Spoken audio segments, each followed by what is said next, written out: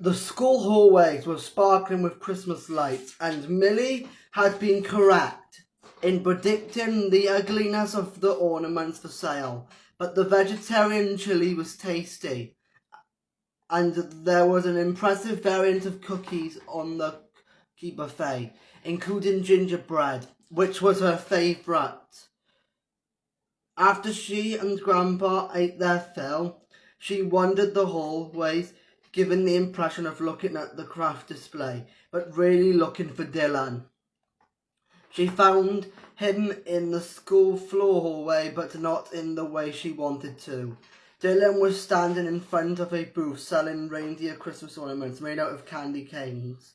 But he wasn't alone. He was with Brooke Harris, a blandly pretty blonde girl who was in Millie's US government class.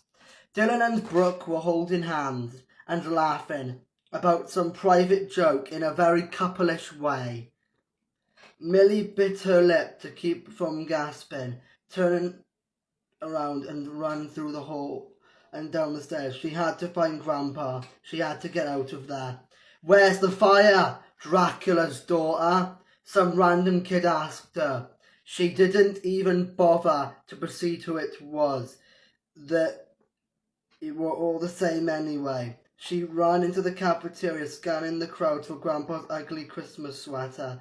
Unfortunately, a lot of people were wearing ugly Christmas sweaters. She finally found Grandpa next to the drinks table, sipping coffee and chatting with a couple of other old men who were also retired teachers. These guys apparently shopped at the same ugly Christmas sweater store as Grandpa. "We have to go," Millie hissed at him. Grandpa knitted his brow in concern. "Are you sick or something?" "No, I just have to go." Why wouldn't he move faster? "Okay, honey." He gave the other old guys a look that seemed to say they're so emotional at this age. And then said, "See you later, fellas. Merry Christmas." In the car, Grandpa said, "What's the matter, honey?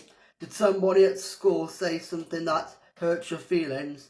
Millie couldn't believe her grandpa could be so stupid. "Nobody at school said anything to me because nobody at school ever says anything to me. Nobody at this school cares whether I live or die." She stifled and sobbed and wiped under her eyes to try to stop the flow of tears. I can remember feeling that way when I was your age. I wouldn't go back to being 14 for anything, not even with all the years that I'd get back. The tears weren't stopping. Millie looked out the window and tried to ignore Grandpa. He couldn't possibly understand. Nobody could understand, especially people who got excited about Christmas sweaters and cookies and all that fake happy stuff. They filled their minds with to ward off their fear of death. Millie wasn't afraid of death right now. Death felt like her only friend. "My, we certainly are picky, aren't we?" the voice said. For somebody who wants the end results, we're awfully fussy about how to achieve it. But there are lots more options. I feel like a waiter, talking my way through the menu at a fancy restaurant. The difference, of course, is that one menu gets you fed. The other menu gets you dead. Low rumbling laughter. "Oh, I crack myself up.